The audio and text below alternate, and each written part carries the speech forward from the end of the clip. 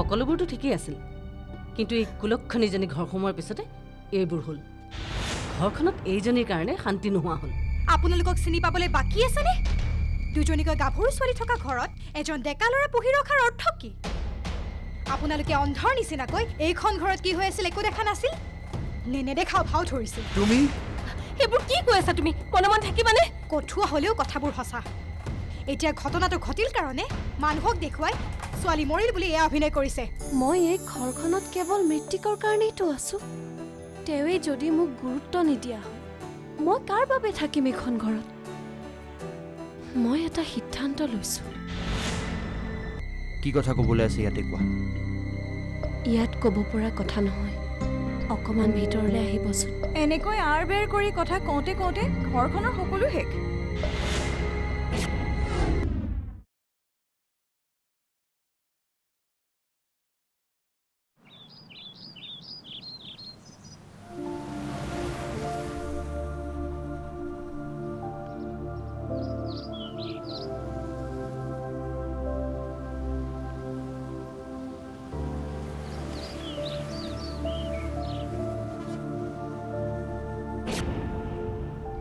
পাৰিজাত, তই ইয়াত কি কৰি আছ? অনন্তদা আপুনি? অঁ, তই ইয়াত ক'ত আহিছিলি? মই মোৰ দাদাক বিচাৰি আহিছিলোঁ। কলাক্ষক? অঁ, দাদাক নাপালোঁ। এতিয়া লখিমপুৰলৈ উভতি যাওঁ বুলি গাড়ীত উঠিবলৈ আহিছোঁ। আপুনি আজিকালি ইয়াতে থাকে নেকি? মই কোম্পানীৰ কামত নগাঁও গুৱাহাটী অহা যোৱা কৰিয়ে থাকিব লাগে। বাৰু সেইবোৰ বাদ দে, পলাশটো ইয়াত নাথাকে, গুৱাহাটীতহে থাকে। কি? দাদা গুৱাহাটীত থাকে? অঁ, মাজে মাজে লগ পাই থাকোঁ। প্লিজ প্লিজ মোক দাদাক এবাৰ লগ পোৱাই দিব নেকি? তাক লগ পোৱাটো মোৰ কাৰণে বহুত ইম্পৰ্টেণ্ট। তাক লগ পাবৰ কাৰণে গুৱাহাটী যাব লাগিব?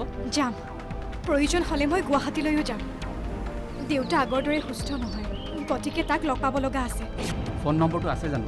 নাই, আগৰ ফোন নম্বৰত ফোন কৰিলেও ছুইচ অফ বুলিহে কয়। নিউ নম্বৰটো মোৰ লগত আছে। নহ'লে এক কাম কৰ, তই অকলে যাব নালাগে, মোৰ লগতে ব'ল। মোৰ বেলেগ কামো আছে, মই তোক পলাশৰ তাত নমাই মই মোৰ কামত গুচি যাম। ঠিক আছে।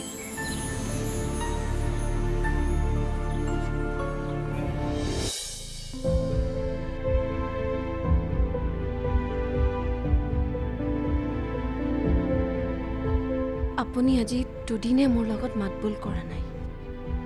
অকল আপুনিয়ে নহয়, ঘৰখনৰ আন মানুহবোৰেও মোক ভাল ব্যৱহাৰ কৰা নাই। ঘৰখনৰ এইটো অৱস্থাত মই কেনেকৈ আছোঁ এবাৰ আপুনি ভাবি চাইছেনে? এইবোৰ কিয় হৈছে তুমি নিজেও ভালকৈ জানা। ঠিক আছে, আপোনালোকে যি ভাল দেখে তাকেই কৰক। ইমান দিনে মই মোৰ মুখ বন্ধ কৰি শুনিলোঁ। সময়ে জীৱনটোক যেনি লৈ যাব খুজিছে সেইমতেই গ'ল। হয়তো আনৰ স্বাৰ্থৰ কথা বেছিকৈ ভাবিলোঁ, কিন্তু মোৰো এটা সত্তা আছে। ময়ো মানুহ, মোৰো আপোনাক সুধিবলগীয়া কেইটামান প্ৰশ্ন আছে।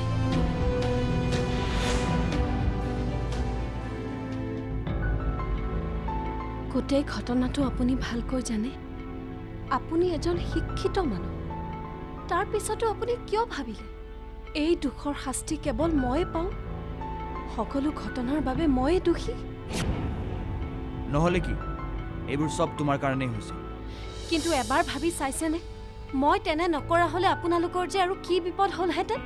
মইতো কেৱল মোৰ কাৰণে ভবা নাছিলোঁ, দুখন ঘৰৰ কথা ভাবিছিলোঁ। এতিয়া হয়তো কথাবোৰ সকলোৱে গম পাইছে বুলি আপোনালোকে ভয় খাইছে, লাজ পাইছে। কিন্তু এই ঘটনা বিয়াৰ দিনা ৰভাৰ তলিত হোৱা হ'লে কি পৰিস্থিতি হ'লহেঁতেন আপোনালোকে ভাবি চাইছেনে?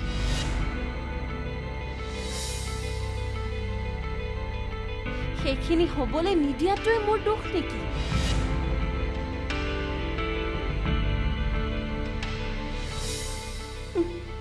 আনৰ কাজিয়া শুনে, সেইকাৰণে নিজৰ অশান্তি। মই কি সেইদিনা সকলোৱে জনাকৈ চিঞৰি ক'ব লাগিছিল? আৰু যদি ক'লোহেঁতেন, আপুনি আজি যিমান কষ্ট পাইছে সেইদিনা হয়তো আৰু বেছি কষ্ট পালেহেঁতেন। আৰু আপুনিতো গুণগুণক ভাল পোৱা নাছিল, ইয়াৰ বাবে চোৱা চিতাহে কৰিছিল। আপোনাৰ আৰু তাইৰ হ'বলগীয়া বিয়াখন এখন এৰেঞ্জ মেৰেজ আছিল। তাৰ পিছত হৈ যোৱা ঘটনাৰ পৰা সকলোকে বিপদমুক্ত কৰি মই আপোনাৰ অৰ্ধাংগিনী হৈ আহিলোঁ। এতিয়া কওক, এয়াই কি মোৰ দুখ?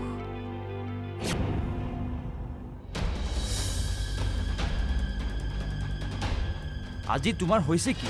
কাজিয়া বা তৰ্ক কৰা বুলি নাভাবিব। মোৰ ভিতৰত থকা কথাবোৰ মই আজি ক'বই লাগিব।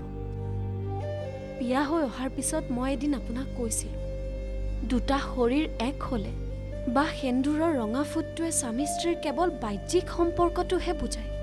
আচল কথা হ'ল দুটা মন এক হোৱাটো। আজি চাগে আপুনি সেইবোৰ কথা পাহৰিলে। দুখ লাগিছে। আজি 6 মাহে আপুনি মোক বুজিয়ে নাপালে।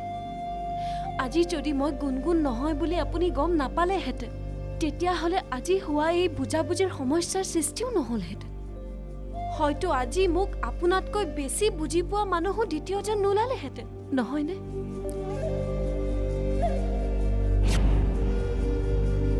আনে কি কয় সেয়া মই নাজানো।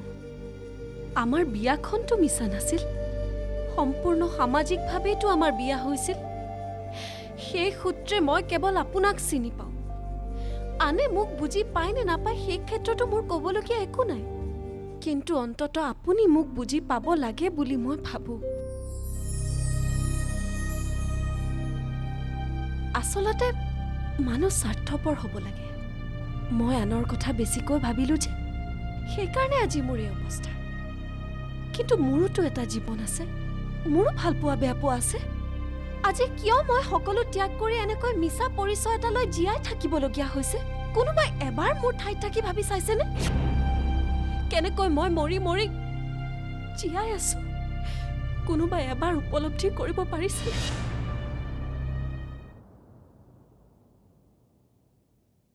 ছাৰ, শৰ্মিলা, ফাইলখন এবাৰ চেক কৰি দিবচোন। পুট আপ কৰা হৈ গ'ল। শইকীয়াই পিছত লৈ ল'ব আপোনাৰ পৰা। ঠিক আছে বাৰু। গোটেইখিনি চেক কৰিছা নহয়? হয়।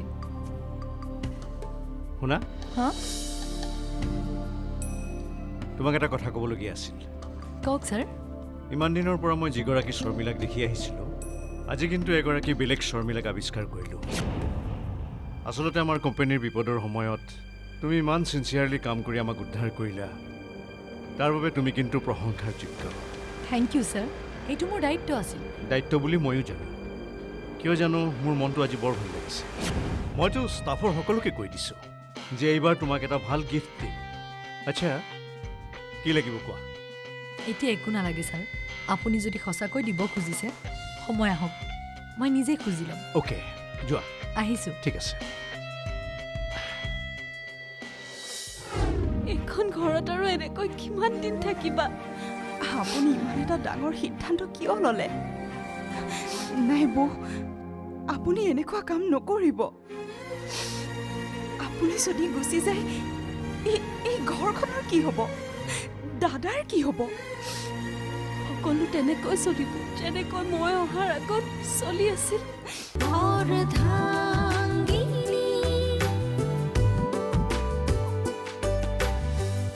ব্লেকষ্টন অৰ্ধাংগিনী আগবঢ়াইছে দৰ্শন ব্লেকষ্টন আগৰবত্তি। আমাৰ গৰ্ব, আমাৰ অসমৰ গৰ্ব। পাৱাৰ্ড বাই বিস্ক ফাৰ্ম।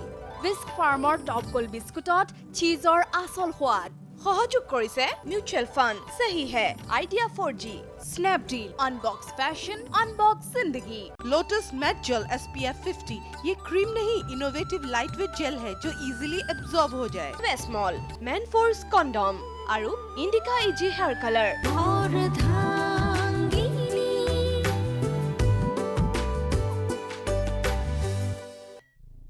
আজি ইমান দিনে মই ঘৰখনত কুলক্ষণীয়া অমংগলীয়া হিচাপেহে স্বীকৃতি পালোঁ। মোৰ কাৰণে ঘৰখনত ইমান বিলাক অশান্তি। ভুল শুদ্ধ মই ক'ব নোৱাৰোঁ, কিন্তু সকলোৰে ভালৰ কাৰণে মই এটা সিদ্ধান্ত লৈছোঁ। কি সিদ্ধান্ত? ইমান দিনে যিহেতু আপোনাৰ আৰু মোৰ মাজত বুজাবুজিয়েই নহ'ল, গতিকে সদায় এনেকৈ থাকিব নালাগে। আপুনিও শান্তিত থাকক, ঘৰখনৰ মানুহখিনিও শান্তিত থাকক। মই একেবাৰে ঘৰলৈ উভতি যোৱাৰ সিদ্ধান্ত লৈছোঁ। সিদ্ধান্তটো লোৱাৰ বাবে আপুনি মোক বেয়া নাপাব। এতিয়া এই কোঠাটো মোৰ কাৰণে এক বন্দীশাল যেন অনুভৱ হয়। উশাহবোৰো চুটি চুটি যেন লাগে। মই আৰু এনেকৈ ইয়াত থাকিব নোৱাৰোঁ। তাৰমানে তুমি সিদ্ধান্ত লৈ ল'লা? ল'লোঁ। এইখন ঘৰত থাকিবলৈ কোন আছে মোৰ? কোনে মোক বুজি পায়? ভৱিষ্যত মোৰ কি হয় মই নিজেই নাজানো, কিন্তু এই মুহূৰ্তত এনেকুৱা এটা সিদ্ধান্ত ল'লে সকলোৰে উপকাৰ হ'ব যেন মোৰ লাগিছে।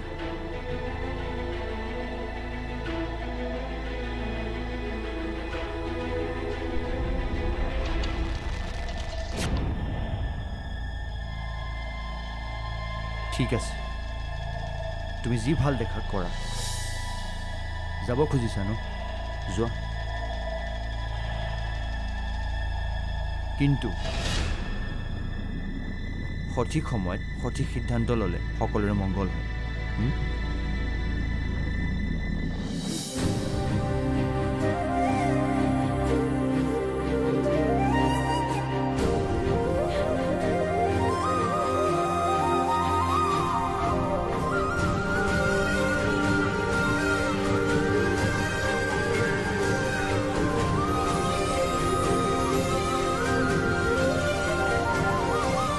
কি সেইজনীয়ে তাক কথা শুনাই আছে আৰু সি মূৰ্খৰ দৰে চাই আছে? অঁ, দাদাওতো কিবা এটা ক'ব পাৰে। আৰু সেইজনী বেলেগৰ আগত একেবাৰে সহজ সৰল, মুখৰ মাতে নোলায়। আৰু ভিতৰত বাহ, ইমান মুখ চলাইছে নহয়।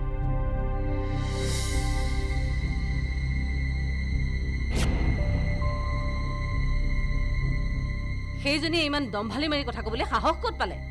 আৰু তই ইমান মনে মনে থাকিলি কিয়? মা প্লিজ, অলপ মনে মনে থাকা।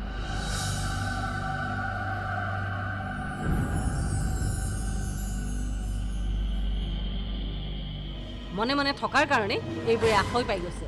কিয় মনে মনে থাকিম? তাইৰ হুকুমত চলিম নেকি? তাই তোক কথা ক'ব পাৰে, আমাক নোৱাৰিব নহয়। কাবেৰী, কথা কওঁতে অলপ সংযত হবি। মুখত আহিল বুলিয়ে জিতি নকবি। ঘৰখনৰ শান্তিৰ কাৰণে মই ক'ৰবালৈ ওলাই যাব লাগিব। অফিচতো শান্তি নাই, ঘৰলৈ আহিলেও শান্তি নাই। কি কৰোঁ মই নিজে ভাবি পোৱা নাই।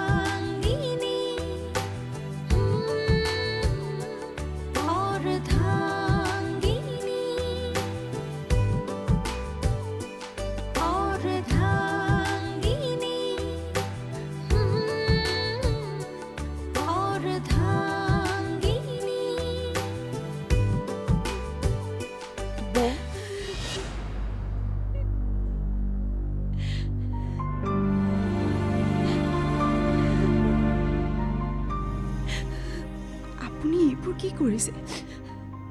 বেয়া নাপাবা মইনা, মই ঘৰলৈ যাওঁ দিয়া। এইখন ঘৰত আৰু এনেকৈ কিমান দিন থাকিবা? আপুনি ইমান এটা ডাঙৰ সিদ্ধান্ত কিয় ল'লে?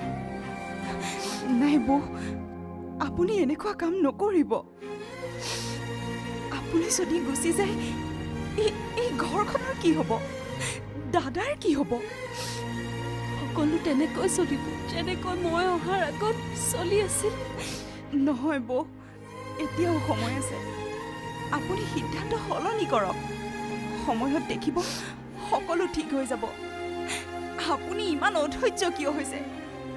মইনা, আজি বিয়াৰ দিন ধৰি আজিৰ তাৰিখলৈকে ঘৰখনত মোক বুজা মানুহ কেৱল তুমিয়ে আছিলা। আনকি মৃত্যুক দায়ো মোক বুজি নাপালে। তোমাক মই কেতিয়াও পাহৰিব নোৱাৰো মইনা। তুমি সদায় ভালকৈ থাকিবা। মোৰ আজি উপায় নাই, মই বাধ্য যাবই লাগিব।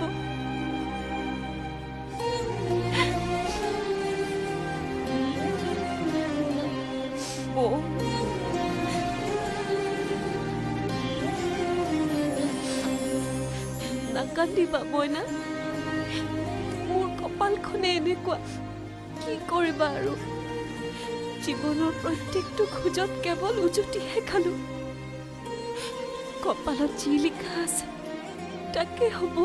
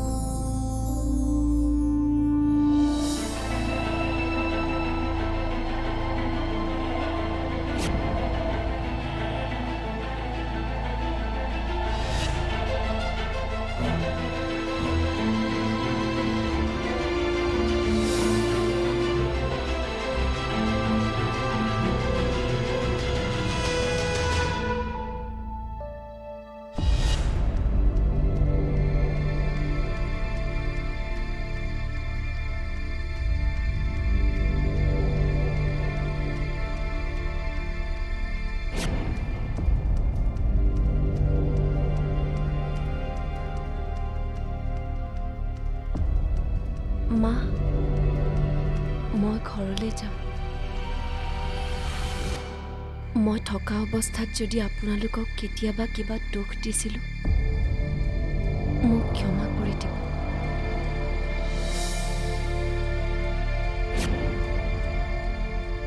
এতিয়াৰ পৰা আপোনালোক কাৰোৰে মোৰ কাৰণে অশান্তি নহয়।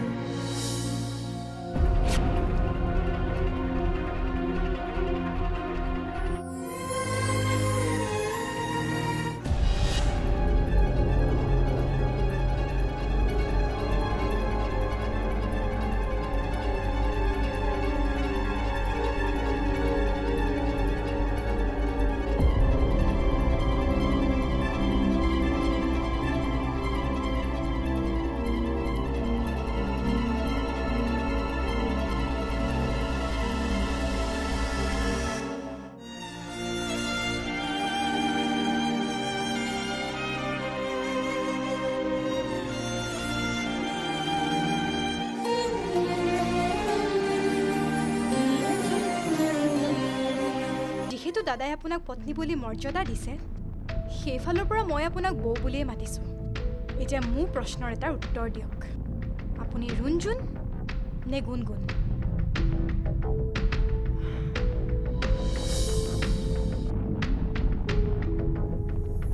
গুণগুণ।